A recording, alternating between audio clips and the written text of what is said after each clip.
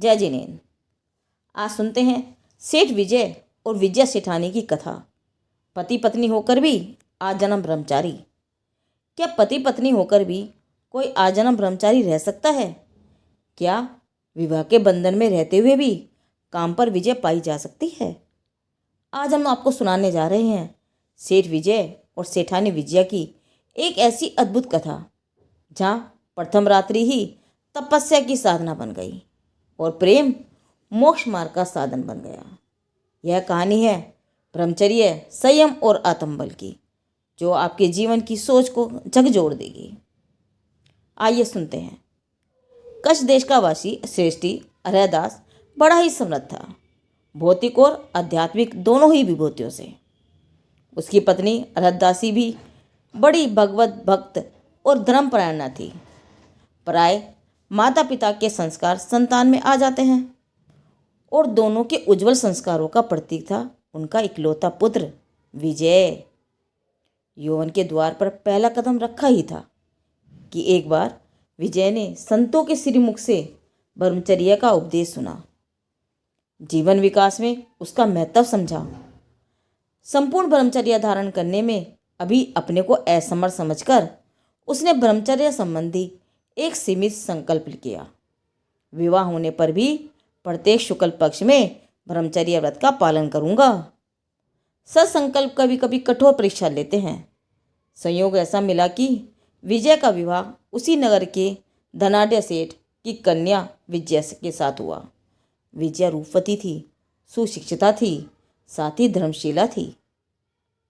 भाग्य की प्रथम रात्रि को नवपरिणीता विजया भव्य वस्त्र आभूषणों से अलंकृत हुई, 16 श्रृंगार सजे और पति के शन कक्ष में आई।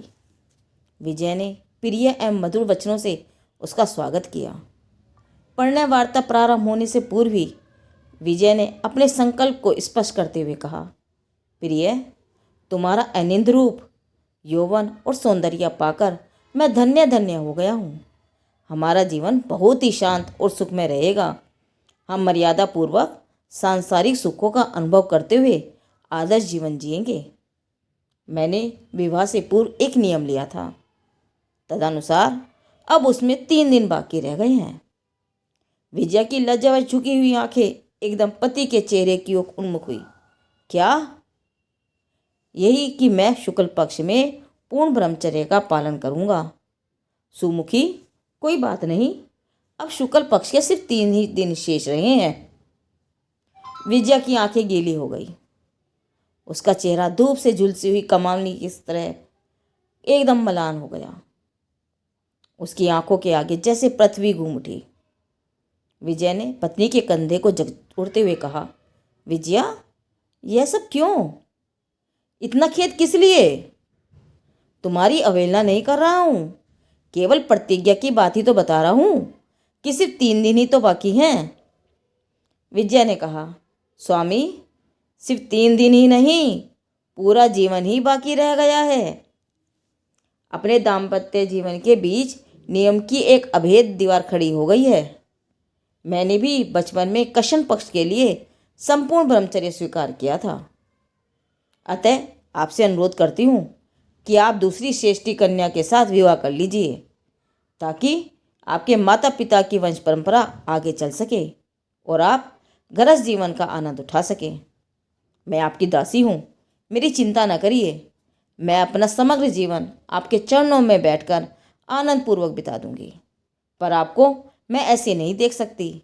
आप पुरुष हैं, दूसरा विवाह कर सकते हैं।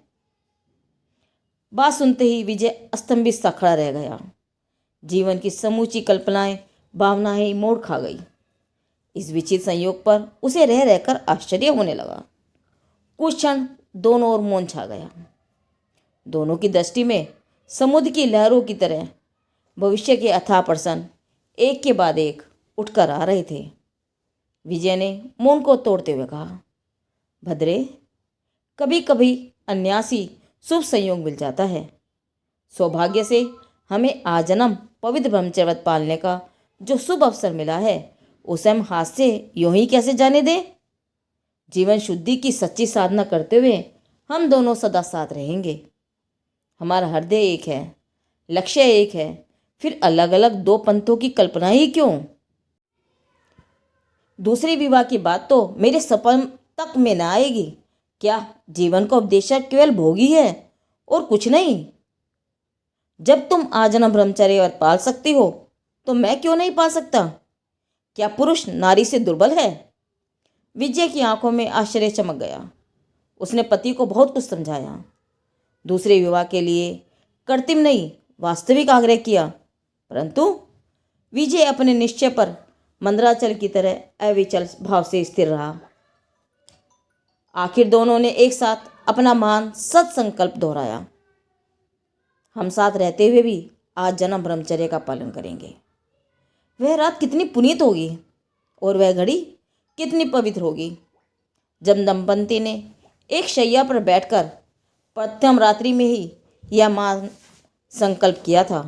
अवश्य ही स्वर्ग के देवताओं ने धन्य धन्य कहकर उन्हें प्रणाम किया होगा, उन्हें अपनी भावभरी श्रद्धांजलियां अर्पण की होगी। भाविवर विजय ने विजया के मस्तक को ऊपर उठाते हुए एक और भीष्म प्रतिज्ञा की।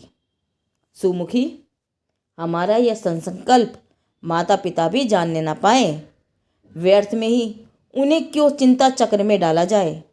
हमारी साधना गुप्त ही रहनी चाहिए और जिस दिन हमारी बात प्रकट हो जाएगी हम दोनों संसार त्याग करके मुनि धर्म की दीक्षा ले लेंगे। क्यों, ठीक है ना? पति की प्रतिज्ञा को पत्नी ने भी सहर्ष मस्तक पर चढ़ाया और जीवन रथ अपनी सहज गति से आगे बढ़ता चला गया। नई अंगड़ाई लेती हुई इठलाती जवानी, अनुकूल सुख सामग्री, तरुण दंपति, एक शैया और अखंड ब्रह्मचर्य। कितना विरोधी और विचित्र संयोग। मास पर मास और ऋतु पर ऋतु बीतती चली गई। वर्ष भी कई आए और चले गए, परंतु विजय और विजया के अखंड ब्रह्मचर्य की ज्योति घट के भीतर रखे हुए दीपक की तरह अखंड भाव से सतत प्रज्वलित होती रही। क्या मजाल, इधर उधर की कोई भी हवा का झोंका आए और ज्योति बुझ जाए या कंपकपा जाए। एक बार चंपा नगरी के श्रीमंत सेठ जिनदास ने विमल नाम के केवल ज्ञानी मुनि से पूछा, भगवान, मैंने एक संकल्प लिया है कि 84,000 मुनियों को एक साथ अपने हाथ से पारणा कराऊं। प्रभु, मेरा यह संकल्प कैसे पूर्ण होगा और कब पूर्ण होगा? विमल केवली ने बताया, देवानुप्रिय, इतने मुनियों का एक साथ समागम बहुत ही कठिन है, असंभव प्राय है। फिर इतना शुद्ध भोजन मिलना तो और भी कठिन है। तो भंते, मेरा संकल्प कैसे पूरा सकता है? सेठ ने पूछा। 84,000 मुनियों को पारणा कराने में जितना पुण्य होता है उतना पुण्य शुक्ल और कृष्ण पक्ष में ब्रह्मचर्य धारण करने वाले एक दंपति को बहुमान और भक्ति के साथ भोजन कराने से हो सकता है। भंते, ऐसे दंपति ब्रज क्षेत्र में कहीं हैं? सेठ ने विनय से पूछा।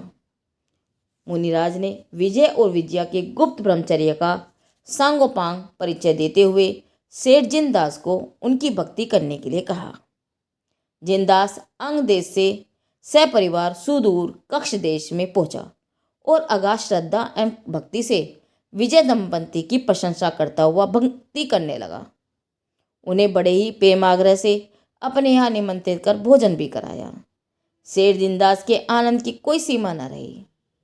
लोगों ने जब इतनी दूर से आने का कारण पूछा और उत्तर में जिनदास के मुंह से केवली द्वारा बताया हुआ यह ब्रह्मचर्य संबंधी रहस्य सुना तो उनके आश्चर्य का कोई पार न रहा। अब तो नगर का जन जन विजय और विजया दंपति को भगवान की तरह पूजने लग गया। इस प्रकार ब्रह्मचर्य की बात प्रकट होने पर विजय और विजया ने अपनी पूर्व प्रतिज्ञा के अनुसार सेठ विजय ने मुनिव्रत और विजया सेठानी ने आर्यिका के व्रत स्वीकार कर लिए और निर्मल एवं कठोर साधना करके उच्च गति प्राप्त की। विजय और विजया का काम विजेता के रूप में यह अद्भुत उदाहरण संसार के इतिहास में अपने ढंग का एक ही ज्योतिर्मय उदाहरण है। कितना कठोर संयम, कितना उच्च मनोबल। ब्रह्मचर्य का यह महान आदर्श युग युगांतराय के लिए अध्यात्म प्रेरणा का कभी न बुझने वाला नंदादीप सदा प्रज्वलित रहेगा। विजय और विजया की यह गाथा हमें यह सिखाती है कि ब्रह्मचर्य दुर्बलता नहीं, अपार शक्ति है। सच्चा प्रेम भोग नहीं, त्याग में खिलता है और आत्मा की विजय ही जीवन की सबसे बड़ी विजय है। जहाँ संसार सुख की खोज में भटकता है, वहीं ऐसे महापुरुष और महादेवियाँ हमें संयम, तप और मोक्ष का मार्ग दिखाते हैं। विजय विजया का जीवन युगों युगों तक ब्रह्मचर्य की ज्योति बनकर आध्यात्मिक पथिकों का मार्ग प्रकाशित करता रहेगा। विजय सेठ व विजय सेठानी के ब्रह्मचर्य व्रत की यह मंगल गाथा जैन इतिहास की प्रेरक कथाएं संकलनकर्ता उपाध्याय अमर मुनि जी से लिया गया है। जिनदेव की वाणी आगम वाणी।